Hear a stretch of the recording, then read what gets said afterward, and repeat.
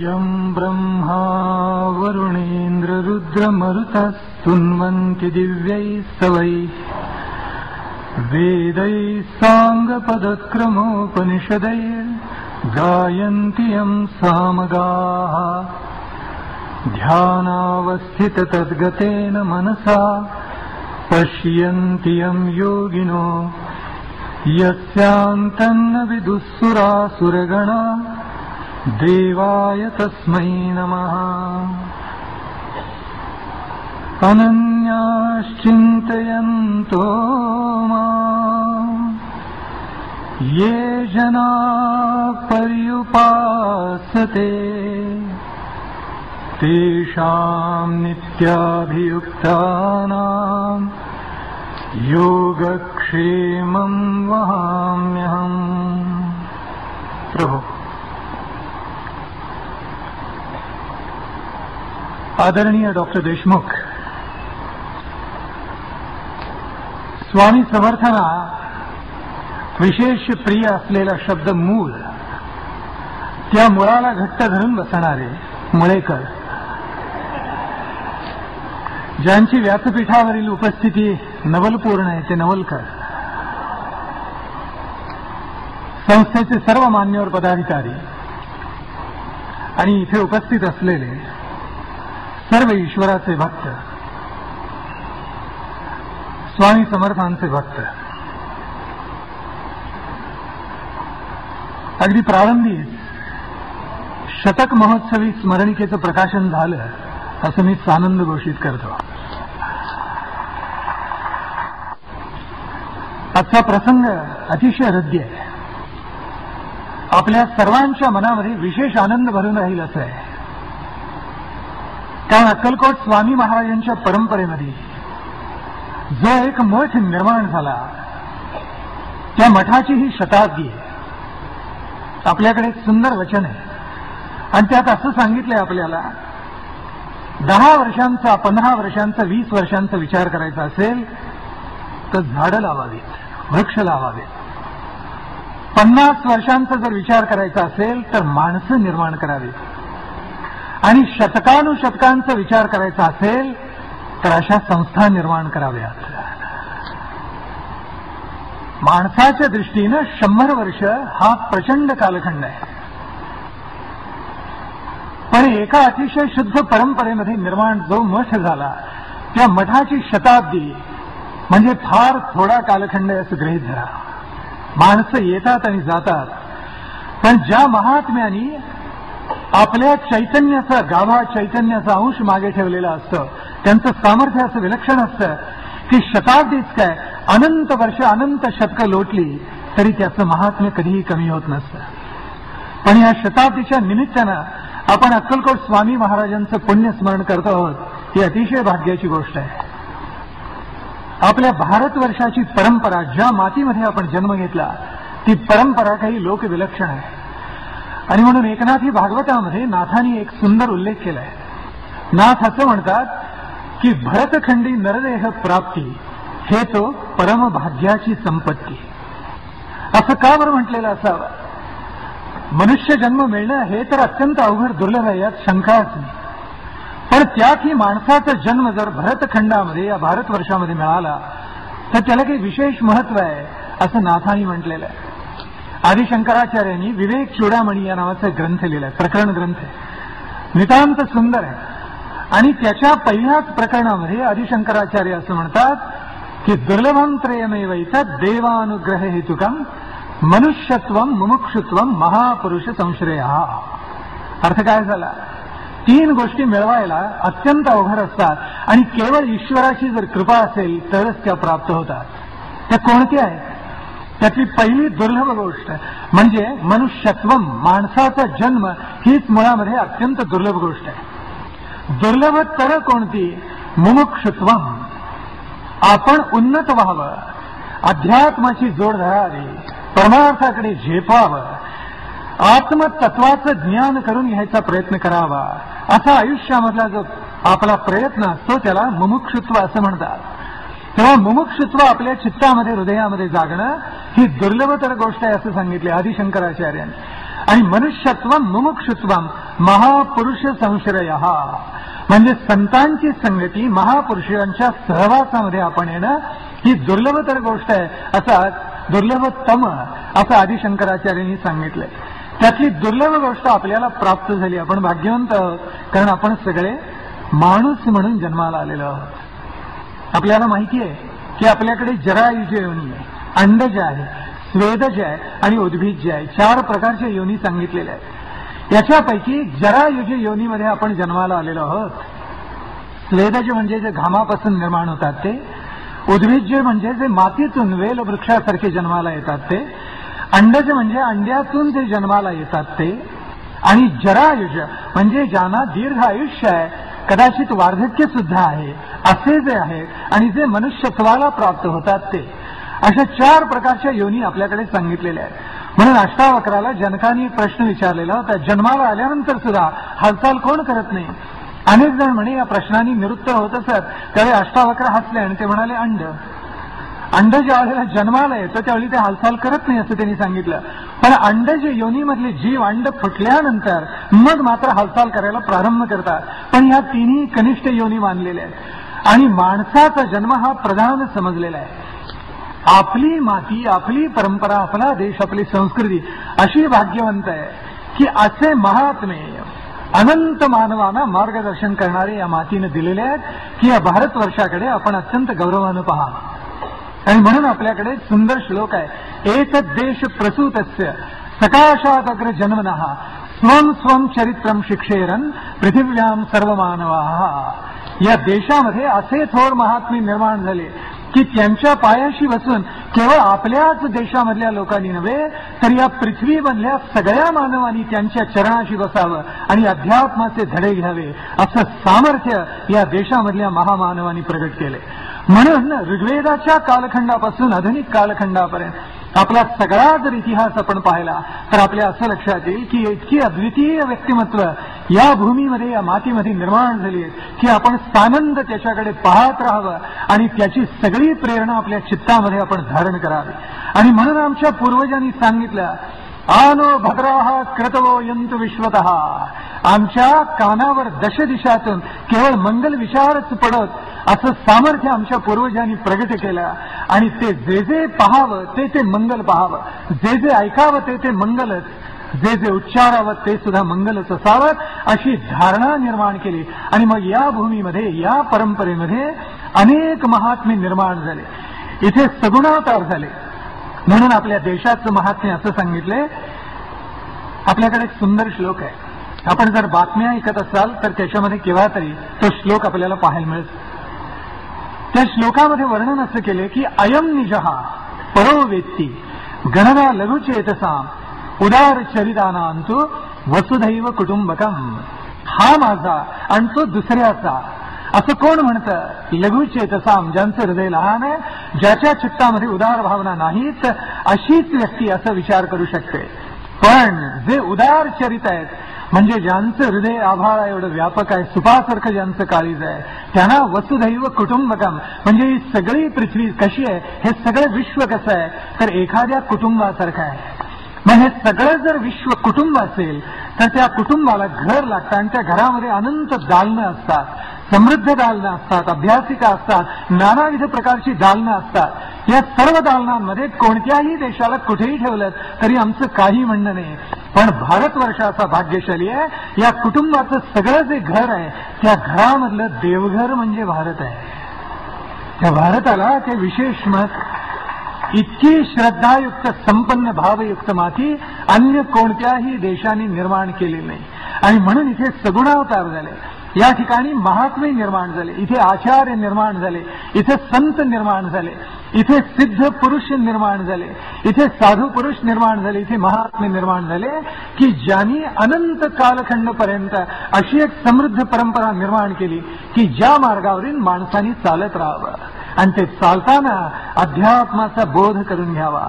भले आज आपल्याकडे भौतिक वैभव कमी असेल, पण आपल्याकडे पारमार्थिक वैभव असं आहे की जे जाणून घेण्यासाठी झोळी पसरून परदेशी पाश्चात्य लोकांना सुद्धा आपल्याच देशात यावं लागतं. असं पारमार्थिक वैभव आपल्या देशामध्ये प्रगट झालेलं आहे. आणि या सर्व संपन्न परंपरेमध्ये आधुनिक कालखंडामध्ये 3 थोर सत्पुरुष निर्माण झाले. ते आपल्या सगळ्यांना ज्ञात आहेत. आधुनिक कालखंडामधले एक तर शिर्डीचे साईबाबा आहेत, आपल्याला माहिती आहेत. शेगावचे गजानन महाराज आहेत. गोंदवलेकर महाराज आहेत. आणि अक्कलकोटची एक अतिशय सुंदर भाविक परंपरा श्रद्धायुक्त आहे आणि ती अक्कलकोट स्वामी समर्थांची आहे. आपल्याला ज्ञात आहे की अक्कलकोट स्वामी महाराज हे दत्त सांप्रदायिक होते म्हणणं खरं तर चूकच आहे. सत्पुरुष येतात आणि जातात. आपण कालाच्या अंकित असतो म्हणून ते येतात आणि जातात असं आपल्याला वाटतं. वस्तुतः ते कालाच्या अतीत असतात, स्थलाच्याही अतीत असतात.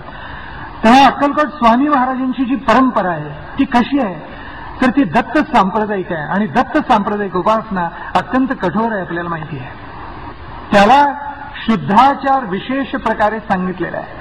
आणि सगळ्या या स्वामी महाराजांचे जे भक्तगण आहेत त्यांची श्रद्धा अशी आहे की नृसिंह सरस्वती जे कर्दली वनामध्ये श्री शैल्याजवळ गुप्त झालेले होते तेच पुन्हा एकदा अक्कलकोटचे स्वामी महाराज म्हणून प्रगट झाले, अशी परंपरा मानली जाते. त्याच्या अगोदर श्रीपाद श्री वल्लभ निर्माण झाले, त्याच्यानंतर नृसिंह सरस्वती निर्माण झाले आणि त्याच्यानंतर अक्कलकोटचे स्वामी महाराज प्रगट झाले.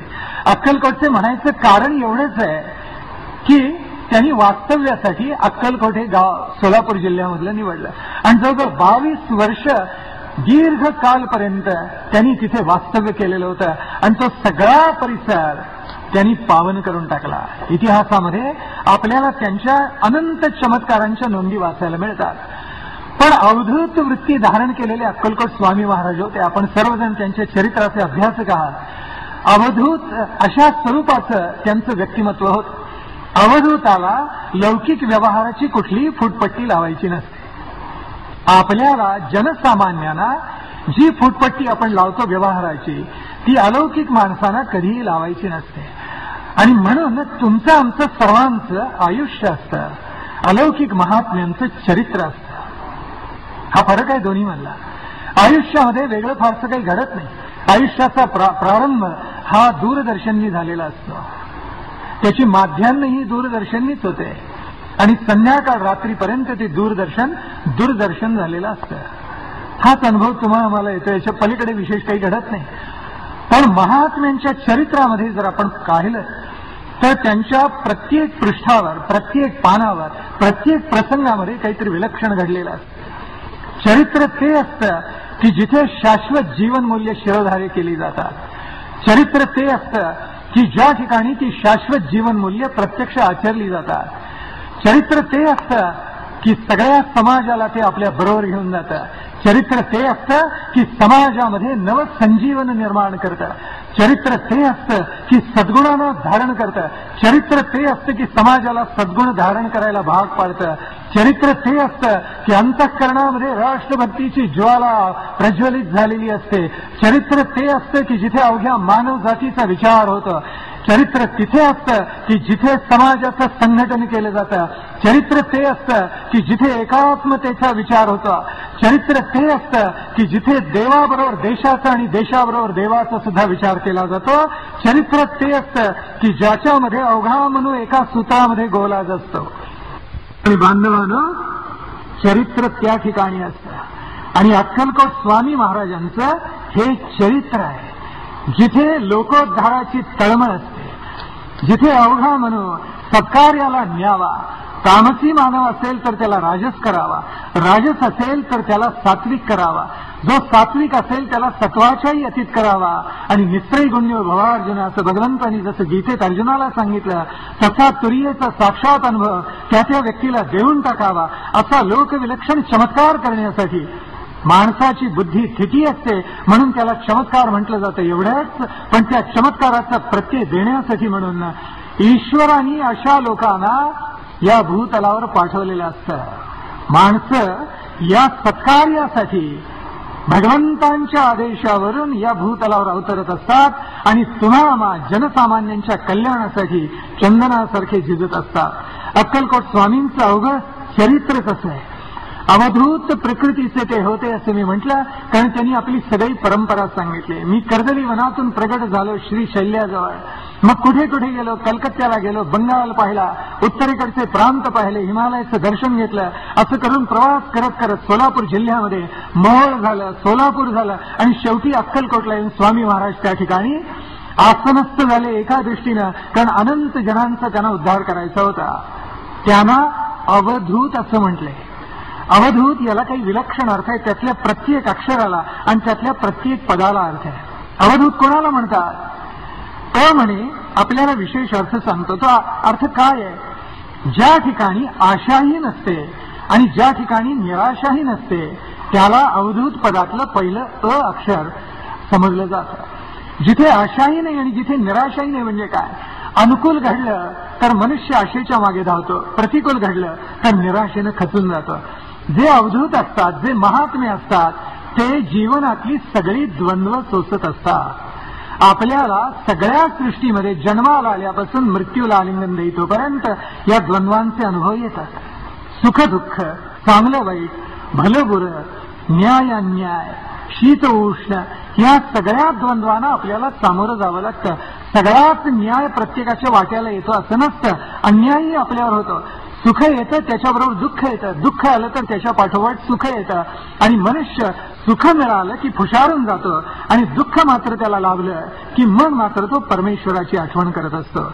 जे महात्मे असतात ते निर्द्वंद्व असतात, म्हणजे या द्वंद्वांचा त्यांच्यावर कोणताही परिणाम होत नसतो. माणसाला विचारा, बंगला कोणी बांधला? मी बांधला. मोटार कोणी घेतली? मी घेतली. तैलरथ, त्याला तैलरथ असं म्हणतात मराठीमध्ये, मोटार नाही म्हणत. काय होतं, काही वेळेला मराठीत सांगितलं की कळतच नाही. आमच्या चक्रधाऱ्याला मी सांगितलं की डावीकडे वळ म्हटलं की तो गोंधळतो. चक्रधारी म्हणजे ड्रायव्हर. डावीकडे वळ म्हटलं की तो गोंधळून मागे पाहतो आणि तो म्हणतो कोणीकडे जायचं नेमकं? मग लेफ्टला घे म्हटलं की तो म्हणतो हा. मग असं मराठीत सांगा ना. अरे, अग्निरथ म्हटलं की कळत नाही, रेल्वे म्हटलं की कळतं, तैलरथ म्हटलं की कळत नाही, मोटार म्हटलं की कळतं. असे काही वेळेस गोंधळ. इथे मुद्दा असा की माणसाला विचारलं, बंगला कोणी बांधला? मी बांधला. मोटार कोणी घेतली? मी घेतली. वैभव कोणी निर्माण केलं? मी केलं. हाच मनुष्य. दुःख तुला कोणी दिलं? ईश्वराने दिलं असं म्हणतो. माणसं मोठी लवाड असतात व्यवहारामध्ये. सुख तेवढं आपण निर्माण केलं आणि दुःख मात्र देवानं दिलं असं म्हणतो. म्हणून अशा चरित्रामधून पहिल्यांदा कोणती गोष्ट शिकायची असते तर जीवनामधली सगळी द्वंद्व हसतमुखाने स्वीकारून पुढे जायचं असतं. अनुकूल घडलं तर फुशारू नये आणि प्रतिकूल घडलं तर खचू नये. सुख वाट्याला आली तर फुशारू नये, दुःखाने नैराश्य येऊ नये. न्याय मिळाला तर हर्ष मानून नाचू नये, अन्याय झाला तर खचून जाऊ नये. आणि म्हणून द्वंद्वात्मक सृष्टी आहे असं लक्षात घेऊन आपण नेहमी एक करावं, द्वंद्व सोसून पुढे जावं. महात्म्यांच्याही वाट्याला दुःख आलेली असतात असं गृहीत धरावं आणि म्हणून द्वंद्व सोसून आयुष्यामध्ये आपण पुढे जावं. आपल्याकडे वैदिक वाङ्मयामध्ये एक सुंदर कथा आलेली आहे. माणसं कशी लबाड असतात ते त्याच्यामध्ये दाखवलेलं आहे. एक म्हणे कुणीतरी एक ऋषी होता आणि तपश्चर्या करत असताना त्यांनी आपला आश्रम फुलवला. आश्रम फुलवला, ते त्या ठिकाणी बाग निर्माण केली, उपवन निर्माण केलं, गायींचं खिल्लार पाळलं, विद्यार्थी तयार केले. सगळं काही घडत गेलं आणि दुर्दैवाने एकदा असं घडलं की त्याच्या आश्रमामधली एक गाय कुणीतरी वेलीला तोंड लावायला लागली. मग हातातल्या काठीनं त्यांनी त्या गायीवर प्रहार केला. प्रहार केल्याबरोबर मर्मस्थानी तो धाव बसला आणि ती गाय मेली. मेल्याबरोबर त्या ऋषीला अत्यंत वाईट वाटलं. तो म्हणाला, अरे आपल्या हातून प्रमाद घडला. पण त्यांनी स्वतःचं समाधान कसं केलं मनाचं? तो म्हणाला की आम्हाला पूर्वजांनी असं शिकवलेलं आहे की आपल्या प्रत्येक इंद्रियाची एक एक देवता आहे. मनाची देवता इंद्र आहे, तशी माझ्या हाताची देवता म्हणजे मनाची देवता चंद्र, तशी हाताची देवता इंद्र आहे. तेव्हा मी नाही मारलं गाईला, इंद्राने मारलं. तेव्हा मला पाप लागलेलं नाही. पाप लागलेलं असेल तर ती इंद्राला लागलेलं असाल. तर इंद्र म्हणाला त्याची परीक्षा घ्यायला पाहिजे, हा लबाड आहे मोठा. आणि म्हणून इंद्राने आपला पोशाख बदलला आणि या ऋषीकडे त्याला तो भेटायला आला. आल्यानंतर ज्या वेळेला त्या दोघांनी संवाद सुरू केला त्यावेळेला इंद्र हा पोशाख बदललेला त्या ऋषीला म्हणाला, वा ऋषीवर्य, काय सुंदर आश्रम केलाय. तो म्हणाला, मी केला. त्यावेळी तो म्हणाला, उपवन काय सुंदर फुलवलेलं आहे. मी फुलवलंय. किती विद्यार्थी आपल्या आश्रमामध्ये दिसत आहेत, मी आणले. त्यानं उत्तमातलं उत्तम ज्ञान कोणी दिले? मी दिलेलं आहे. मग पहा बरं, या आश्रमाभोवती कुंपण कोणी निर्माण केलं? मी केलेलं आहे. अहो, हा आश्रम कोणी बांधला? मी बांधलेला आहे. या ठिकाणी एवढं गाईंचं खिल्लार कोणी आणलं? मी आणलेलं आहे. ही शिष्य परंपरा कोणी निर्माण केली? मी निर्माण केलेली आहे. या ठिकाणी गुरुबंधना कोणी बोलवलं? मी बोलावलेलं आहे. इथे यज्ञसंस्था कोणी चालवलेली आहे? मी चालवली आहे. सुखाची इतकी साधनं कोणी निर्माण केली? मी केलेली आहेत. गाईला कोणी मारलं? इंद्रानं मारलं. इंद्राला असं वाटलं की इतक्या उत्तरामध्ये भरा सांगत असताना मीच मारलं असं तो म्हणेल, पण तो शेवटी म्हणाला इंद्रानं मारलं. माणसं बऱ्याच वेळेला आयुष्यामध्ये द्वंद्व सोसत असताना आपला अपराध दुसऱ्यावर ढकलण्याचा प्रयत्न करतात. आणि म्हणून महात्म्यांच्या चरित्रातून सर्वप्रथम काय शिकायचं असतं? आशा निराशेचा खेळ नित्य चालतो. आशेनं फुशारून जायचं नाही आणि निराशेनं खचायचं नाही. संस्कृत भाषेमध्ये एक अप्रतिम सुभाषित आहे. आशा नाम मनुष्याणाम काचित आश्चर्य शंखला यया बद्धाः प्रधावन्ति मुक्तास्तिष्ठन्ति पंगुवात. आशा नावाची मोठी विलक्षण बेडी आहे असं सुभाषितकार आपल्याला सांगतो. वास्तविक दुसरी बेडी आपल्या गळ्यामध्ये पायामध्ये जर घातली तर माणसाला जाता येत नाही, तो मनुष्य एका जागी उभा राहायला पाहिजे. आशा नावाची बेडी पायात पडली की म्हणे मनुष्य धावत सुटतो. यया बद्धाः प्रधावन्ति, ज्याला आशा नावाची बेडी पडते तो धावत सुटतं. म्हणजे उलटच घडतं. बेडीनं मनुष्य थांबायच्या ऐवजी धावतो. यया बद्धाः प्रधावन्ति मुक्तास्तिष्ठन्ति पंगुवात. आणि ज्याची आशेची बेडी तुटली तो मात्र काय करतो?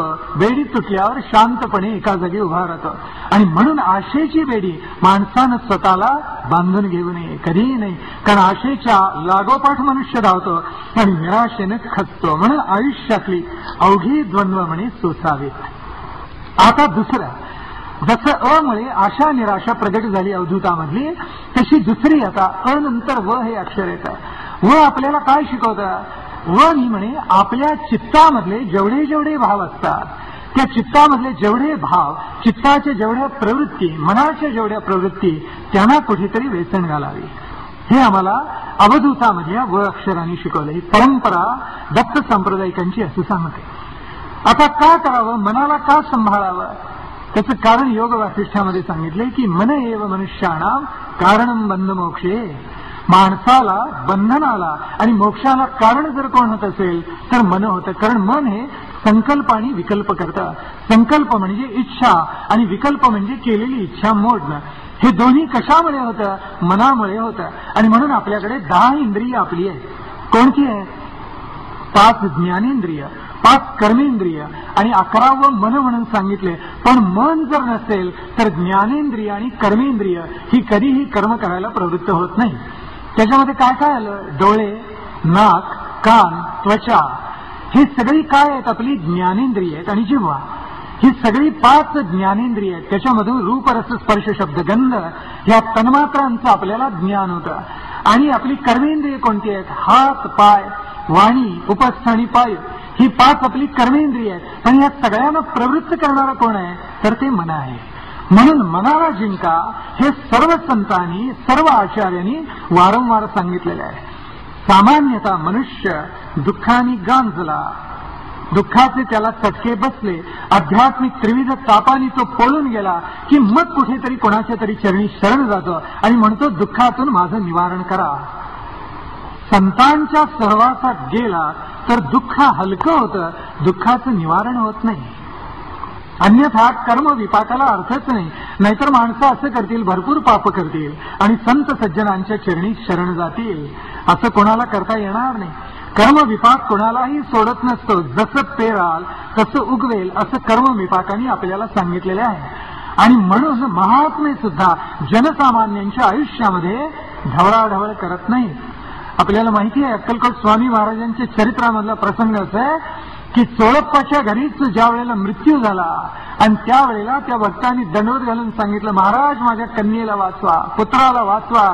त्यावेळेला अक्कलकोट स्वामी महाराजांनी उत्तरापोटी जर काय केलं असेल तर बाजूला म्हणे शेण्यांचा ढीग पडला होता, त्यातल्या 2 शेण्या उचलून आपल्या शिष्याच्या हातात दिल्या. म्हणजे तुझ्या घरचा मनुष्य वाचणार नाही, आता शेण्यावरच त्याचा देह ठेवावा लागेल हे त्यांनी सांगितलं. त्याच्यामधला भाव आपल्या लक्षात आला का की जे नियतीनं काळ काळाच्या उदरामध्ये कोरून ठेवलेला आहे, त्याच्यामध्ये बदल करायचा नाही असा महात्म्यांचा संकेत असतो.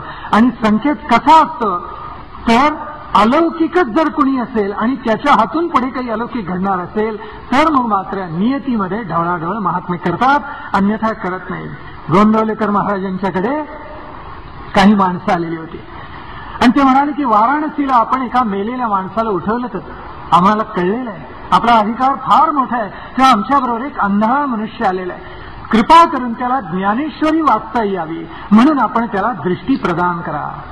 त्यावेळी गोंदवलेकर महाराज असले आणि ते म्हणाले वाराणसीला मी प्रेत उठवलं असं जर आपण ऐकलेलं असेल तर ती आपली गैरसमजत आहे. ते रामरायांनी उठवले, मी तर काहीच केलं नाही.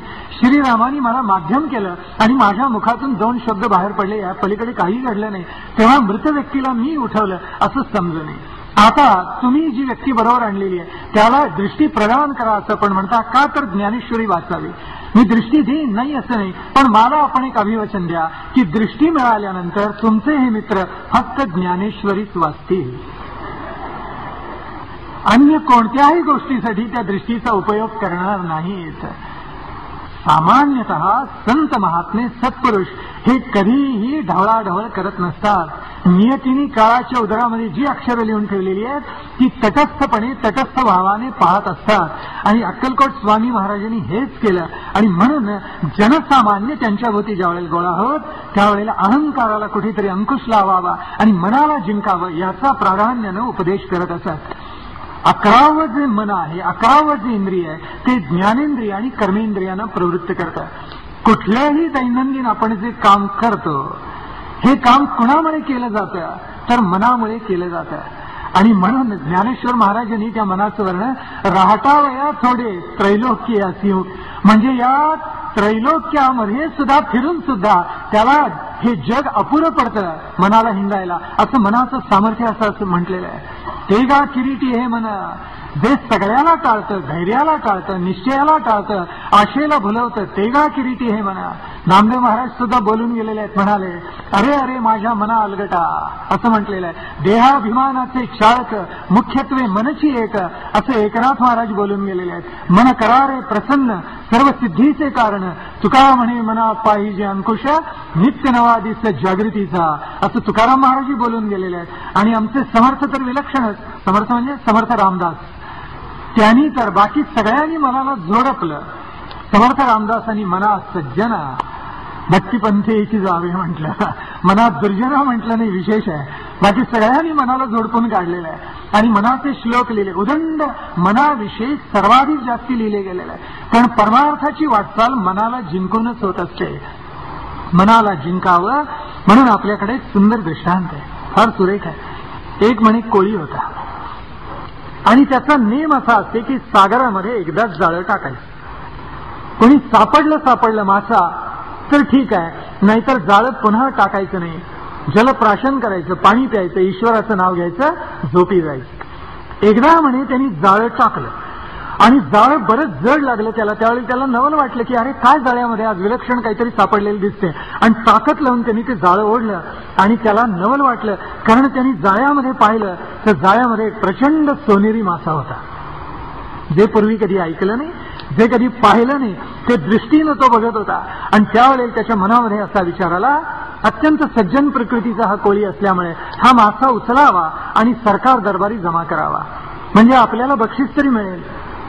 तर असं नाही त्यांनी विचार केला, घरी घेऊन जावा, रात्री एखाद्या सराफाला किंवा सोनाराला बोलवावं, त्याची बिस्किटं करावीत, शक्यतो स्नानगृहाच्या छतामध्ये लपवून ठेवावीत. असा कुठलाही वाईट विचार त्याच्या मनामध्ये आला नाही. पुण्यामध्ये खरोखर असं घडलं की कोणीतरी एका इंजिनियरनी, अभियंत्याने 2-in-1 पीस विकत आणला आणि तो एक अर्धा तास ठीक चालला आणि नंतर आतून खाडखोड आवाज ऐकू यायला लागले. तो स्वतः इंजिनियर असल्यामुळे त्यांनी तो खोलला, काय गडबड झाली बघूया तरी म्हणून. आणि नवल असं घडलं, त्यांनी उघडल्याबरोबर आतून सळत लागली. काय बाहेर आलं असेल, 10-20 सोन्याची बिस्किटं बाहेर पडली सगळी. हा कोळी अत्यंत सत्प्रवृत्त असल्यामुळे त्यांनी असं ठरवलं की आपण काय करायचं आता, तर हा सरकार दरबारी नेऊन द्यायचा. म्हणजे त्या पुणेकर इंजिनियरनी सरकार दरबारीच दिली सगळी बिस्किटं नेऊन, बाकी कुठे ठेवली नाही. मग आता हा तो माशाला उचलायला लागला, एवढ्यात तो मासा असा म्हणाला की कोळ्या तू सत्प्रवृत्त आहेस, भगवत भक्त आहेस, तेव्हा आता तू माझ्यावर एक कृपा अशी कर की मला पाण्यामध्ये सोडून दे. माझ्या ठाई सामर्थ्य असं आहे, मी तुला काय वाटेल ते देऊ शकतो. तो कोळी असं म्हणाला की बाबा रे, मला काय कमी आहे, ईश्वर कृपेने सगळंच चांगलं आहे, तू जा बाबा परत. देवाचा मासा आहेस. आणि त्यांनी त्याला सोडून दिला. हा कोळी घरी परत आला. वाटेत असं ठरवलेलं होतं, आता ही घडलेली घटना कोणालाही सांगायची नाही. उंबरठ्यावरून त्यांनी आत पाऊल टाकलं रे टाकलं म्हणे. आणि बायकोने विचारलं काय झालं. स्त्रिया म्हणे चतुर असतात, पतीच्या मुखाकडे दृष्टी टाकली की त्यांना कळतं काय झालं. बरीच मंडळी हसतायत. स्वानुभव. तो प्रश्न विचारल्याबरोबर शेवटी तो कोळी म्हणाला, बाई हे सगळं असं असं घडलं. त्यावेळी ती म्हणाली, हा काय भोळेचा आंबा आहात, एवढी सोन्याची संधी मिळाली ती डावललीत तुम्ही, ताबडतोब आता परत जाऊन काहीतरी मागून या. तेव्हा तो म्हणाला काय मागू. तर ते म्हणाली तुम्ही विसराळू आहात, मी तुम्हाला एक यादी करून देते. भोळे आहात भोळे. कोणीतरी एक मामलेदार होता म्हणे, खालची हाताखालची सगळी माणसं त्याला म्हणायची काय बावळट आहे बावळट आहे. बरेच दिवस त्यांनी ते ऐकलं आणि एके दिवशी इतका संतापला. त्यांनी काय केलं असेल, दुकानामध्ये गेला, सगळे नवीन कपडे अंगावर धारण केले, बायको समोर जाऊन उभा राहिला आणि म्हणाला सगळे हाताखालचे लोक मला बावळट म्हणतात, मी काय बावळट दिसतो. त्यावेळी बायको म्हणाली बावळट दिसायचं काय, असायचंच की. त्या कोळ्याला म्हणे तसंच झालं.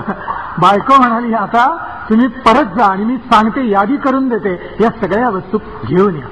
मोठी यादी तिने करून दिली. 5 मजली बंगला, त्या बंगल्यामध्ये उद्वाहक पाहिजे, लिफ्ट उद्वाहक पाहिजे, दारामध्ये 5-7 गाड्या पाहिजे, भोवती बाग पाहिजे, 10 नोकर चाकर पाहिजे, उदंड पैसा पाहिजे.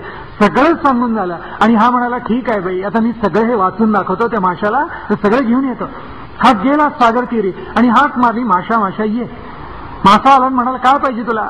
मला नको, ही यादी लिहून आणली, यातल्या वस्तू पाहिजेत, काय काय पाहिजे वाचून दाखवल्या. तो हसला आणि म्हणाला जा तुला दिल्या. त्या मासा निघून गेला. कोळ्याला कळेच ना की कुठे दिल्या, कशा दिल्या, केव्हा दिल्या. निराश मनानं तो घरी आला आणि त्याला आश्चर्याचा धक्का बसला. ज्या 2 लहान खोल्यांमध्ये तो राहत होता तिथे आता प्रचंड 5 मजली इमारत उभी होती. आणि त्या कोळ्याच्या बायकोला जणू हर्षवायू झालेला होता. नाचत नाचत एका जिन्यावरून दुसऱ्या, लिफ्टमधून खाली पुन्हा वर, असे सगळे प्रकार तिथे अत्यानंदानं चाललेले होते. आणि मग ती म्हणाली पहा केवढं वैभव आता आपल्याला लाभलेलं आहे. कोळी म्हणाला बाई गा, ही सगळी आपण श्रद्धा ठेवून ईश्वराची उपासना केली, त्याचं आपल्याला फळ मिळालेलं आहे. आता आनंदामध्ये राहूया. त्यावेळेला बायको म्हणाली खरंच आपण आनंदामध्ये राहूया, कारण याच्यापेक्षा अधिक काय मिळवायचं असतं आयुष्यामध्ये. 1 आठवडा कसा बसा गेला असेल. आणि त्या कोळ्याची बायको त्या कोळ्याला म्हणाली आपलं घर जरा लहानच आहे नाही. कोळी म्हणाला बाई ग 2 खोल्यात राहत होतं, 5 मजली इमारत झाली, प्रचंड बंगला, एवढी वास्तू.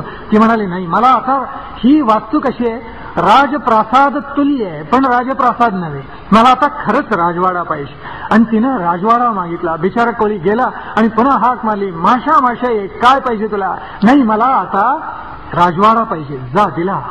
परत येऊन पाहतो तर राजवाडा त्या 5 मजली इमारतीच्या जागी प्रचंड राजप्रासाद उभा राहिलेला होता. आणि वेडी झालेली होती बायको, आनंदाने नाचत होते. 1 आठवडा कसा बसा गेला आणि ती म्हणाली राजवाडा जरा लहानच आहे नाही.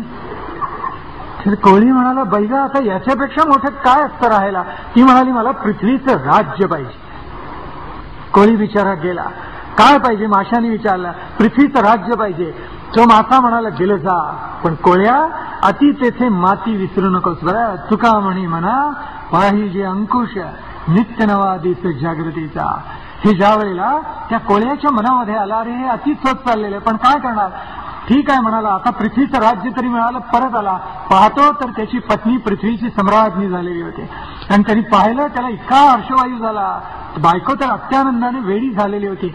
1 आठवडा कसा बसा गेला आणि ती म्हणाली आता हे राज्य लहान आहे, मला त्रिभुवनाचं राज्य पाहिजे, त्रिभुवनाचं राज्य. त्यावेळी तो गेला आणि माशाला हाक मारून म्हटलं माशा त्रिभुवनाचं राज्य पाहिजे. मासा म्हणाला परत जा, तुला काहीही मिळणार नाही. ज्या वेळेला तो कोळी परत आला त्यावेळी त्याच्या असं लक्षात आलं की पृथ्वीचं राज्य गेले, राजवाडा गेलाय, चतुरंग दल गेले, 10 नोकर चाकर गेलेले आहेत, बंगला गेलेले आहेत, दारामधल्या गाड्या गेलेल्या आहेत, बाग गेलेली आहे आणि पुन्हा 2 लहान खोल्या झाल्या आहेत. बायको रडत बसलेली होती. तुका म्हणे म्हणा पाहिजे अंकुश मनाचं सामर्थ्य काय असतं त्याच्यासाठी हा दृष्टांत सांगितला. संत महात्म्यांच्या चरणी आपण का लीन व्हायचं असतं? ते एवढ्यासाठी की मनाला कुठपर्यंत आपल्याला फरफटू द्यायचं हे महात्मे आपल्याला सांगत असतात. त्या मनाला विवेकाचा अंकुश कसा लावावा, मनाला आपल्या अंकित कसं करावं आणि स्वतः सन्मार्गाला कसं वळावं याचं दिग्दर्शन महात्मे करत असतात. अक्कलकोट स्वामी महाराजांच्या सगळ्या चरित्रामधले चमत्कार जर आपण काढून पाहाल तर आपल्या असं लक्षात येईल की त्यांनी आपल्या भक्तजनांना जे मार्गदर्शन केलेलं आहे ते प्राधान्याने अहंकाराचा लोप व्हावा आणि मानवाचा विवेक जागरूक होऊन त्यांनी मनाला अंकुश लावावा म्हणून मार्गदर्शन केलेलं आहे. त्यांच्या सांगण्याच्या पद्धती अद्भुत होत्या आणि म्हणून मन माजलेला अहंकारी पुरुष समोर जर आला तर त्यांना सहन होत नसे. आपल्याला माहिती आहे की मालोजी राजे त्यांना भेटायला आलेले होते आणि सगळं वैभव अंगावर धारण करून आलेले होते. त्यावेळेला नमस्कारासाठी ज्यावेळेला ते वाकले मालोजी राजे त्यावेळेला अक्कलकोट स्वामी महाराजांनी त्यांना सणसणीत थप्पड मारली. ज्या संस्थानिकापुढे इतर सर्वजण हात जोडून लीन होत असत त्या मालोजी राजांना अक्कलकोट स्वामी महाराजांनी जबरदस्त थप्पड मारली आणि ती थप्पड मारल्याबरोबर तो राजा हेलपाटून पडला आणि त्याला कळेच ना की स्वामी महाराजांनी आपल्याला थप्पड का मारले. त्यावेळी ते म्हणाले, अरे कशाला तुझं वैभव प्रगट करतोस माझ्यापुढे, म्हणजे कशाला तुझा अहंकार मला दाखवतोस. तुझ्यासारखे अनंतवाचे बुद्धिबळातले आम्ही निर्माण करतो आणि मोडून सुद्धा टाकत असतो, लक्षात ठेव. त्यावेळेला म्हणे मालोजी राजे घाबरून तिथून पसार झाले आणि पुन्हा ज्या वेळेला म्हणून भेटायला येत असत स्वामी महाराजांना त्या वेळेला अतिशय साधेपणाने येत असत, लांबूनच घाबरून नमस्कार करत असत आणि दासासारखे उभा राहत असत. माणसाचा अहंकार हा भयंकर असतो. त्याच्या चित्तामधला तो नाग आहे असं स्वामी म्हणत असतात. त्या नागाला जर काढून टाकायचं असेल तर एकच काय केलं पाहिजे, त्याच्यावरची मात्रा एकच, ती म्हणजे विचार आणि विवेक. त्या मानवाला विचार आणि विवेक जागृत केला पाहिजे आणि अहंकार हळूहळू कमी केला पाहिजे. अहंकाराचे 4 सुंदर टप्पे या महात्म्यांच्या चरित्रामध्ये आपल्याला पाहायला मिळतात. एक, थोडं सावधपणे समजावून घ्या, अज्ञानजन्य निरहंकार. दुसरा, व्यक्तिगत अहंकार. तिसरा, व्यापक अहंकार आणि चौथा, ज्ञानजन्य निरहंकार. अशा 4 पैरीतून माणसाला आत्मोन्नत व्हायचं असतं. मनुष्य ज्या वेळेला जन्माला येतो लहान मूल हे अहंकारी कधीच नसतं, त्याला जाणीवच नसते अहंकाराची. त्याला भूक लागते, आईच्या खांद्यावर, वडिलांच्या खांद्यावर, आप्तेष्टांच्या खांद्यावर ते आनंदाने खेळत असतात. त्याला जसं आपण शिक्षण देतो तसं ते मूल हळूहळू अहंकारी व्हायला लागतं. विशेषतः इंग्रजी शिक्षण घेतलं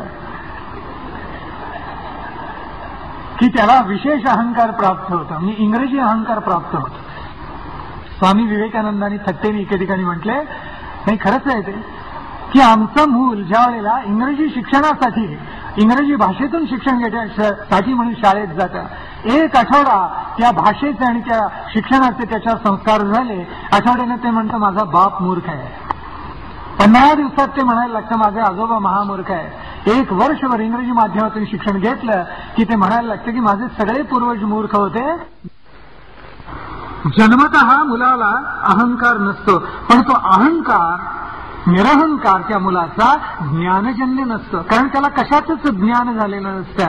म्हणून आमच्या शिक्षण पद्धतीत कुठेतरी काहीतरी चुकते की काय कोणा असतं. जितका मनुष्य जास्ती शिकतो तितका तो समाजापासून तुटायला लागतो. काय गडबड आहे कोणा असतो. त्याला वाटायला लागतं कसले तुच्छ आहेत समाजामधले जन, शहाणा मी एकटाच. जितकं जास्ती शिकावं, म्हणजे अडाणी माणसाजवळ जो सदाचार, सभ्यता, सुसंस्कृतपणा असतो तोही त्याच्या ठिकाणी उरत नाही आणि तो हळूहळू कमी व्हायला लागतो. खेड्यातली माणसं म्हणतात पुढल्या डब्यात कसं जाऊ बाबा, लक्ष्मीचा डबा आहे, स्त्रियांचा डबा असतो. आणि शिकलेला मनुष्य बेदरकारपणे खुशाल त्या स्त्रियांच्या डब्यामध्ये घुसत असतो. असं का बरं बाबा. मग शिक्षण पद्धतीमध्ये आपल्या कुठेतरी काहीतरी चुकते का. कुलगुरू रागावतील ना माझ्यावर, कारण मी महाविद्यालयात शिकवतो, ते कुलगुरू आहेत. काहीतरी कुठेतरी चुकत असावं शिक्षण पद्धतीमध्ये. माणसाचं व्यक्तिमत्व चौफेर संपन्न होण्याच्या ऐवजी, ते प्रगल्भ होण्याच्या ऐवजी, प्रौढ होण्याच्या ऐवजी त्यात कुठेतरी काहीतरी चुकते.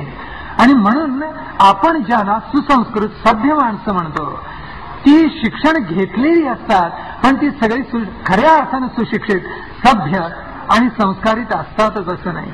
लहान मूल जन्माला येतं त्यावेळेला त्याच्याजवळ अज्ञानजन्य निरहंकार असतो, अज्ञान असतं म्हणून ते निरहंकारी असतं. जरा वाढलं आणि म्हणून म्हणतात ना 7वीतून 8वीत पोर गेलं म्हणे की त्याला शिंग फुटतात.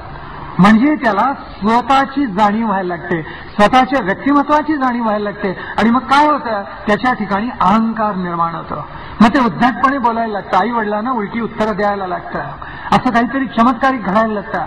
आणि पुढे आणखीन मोठं झालं, शिक्षण घेतलं, पगार लठ्ठ मिळायला लागला, चांगला बंगला लाभला, गाडी लाभली की त्याच्या व्यक्तिगत अहंकाराचं रूपांतर हळूहळू व्यापक अहंकारामध्ये व्हायला लागतं. मग त्याला कुठेतरी सामाजिक बांधिलकीची जाणीव व्हायला लागते आणि मग कुठेतरी त्याचा अहंकार व्यापक होतो. त्याला वाटायला लागतं आपण कुठेतरी काहीतरी द्यायला पाहिजे, आपलं योगदान समाजाला, राष्ट्राला राहायला पाहिजे, याची जाणीव त्याला व्हायला लागते. तो व्यापक अहंकार असतो.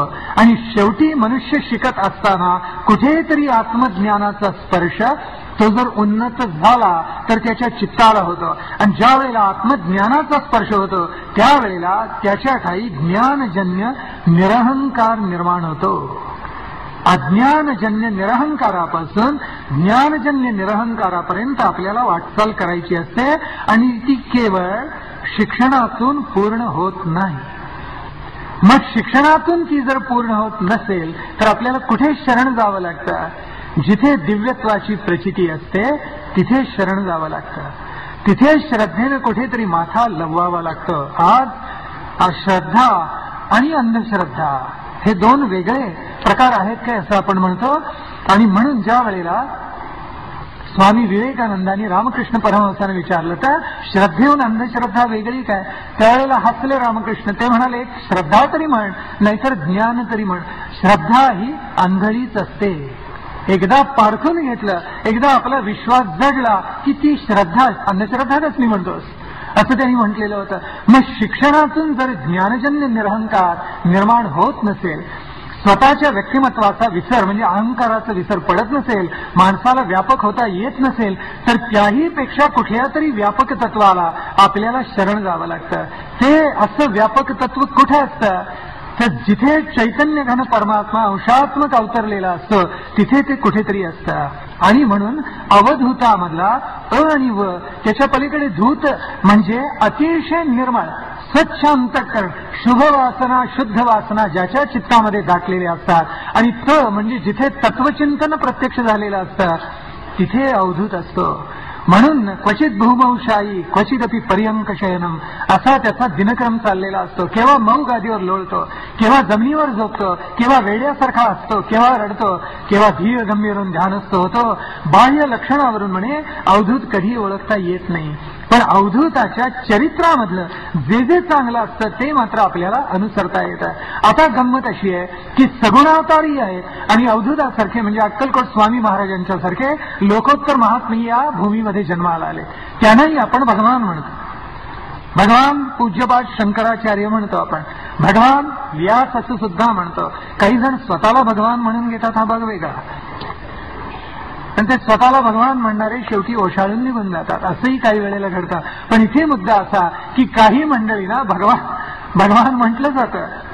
मग आता प्रश्न असा की भगवान श्रीकृष्ण आणि भगवान व्यास यांना एकाच पारड्यात बसवायचं का? भगवान श्रीकृष्ण आणि भगवान पूज्यपाद शंकराचार्य यांना एकाच पारड्यात बसवायचं का? जे पूर्णावतार भगवान श्रीकृष्ण आहेत त्यांना आणि अक्कलकोट स्वामींना एकाच पारड्यात बसवायचं का? आपण हा विचार कधी केलाय की नाही मला माहिती नाहीये. पण त्याच ईश्वराचं, त्याच चैतन्य तत्वाचं अंशरूप अशा महात्म्यांच्या रूपाने आलेलं असतं आपल्याला माहिती आहे. या दोन्हीमध्ये फरक आहे मी आपल्याला सांगतो. भगवद्गीतेमध्ये कृष्णाने असं सांगितलेलं आहे की यदा यदा हि धर्मस्य ग्लानिर्भवति भारत अभ्युत्थानम धर्मस्य तदात्मानं सृजाम्यहम्. ज्यावेळी धर्माची वाट मोडते, अधर्माची शीग चढते, त्यावेळेला मी अवतरत असतो. ते कशासाठी? परित्राणाय साधूनां विनाशाय च दुष्कृतां धर्मसंस्थापनार्थाय संभवामी युगे युगे.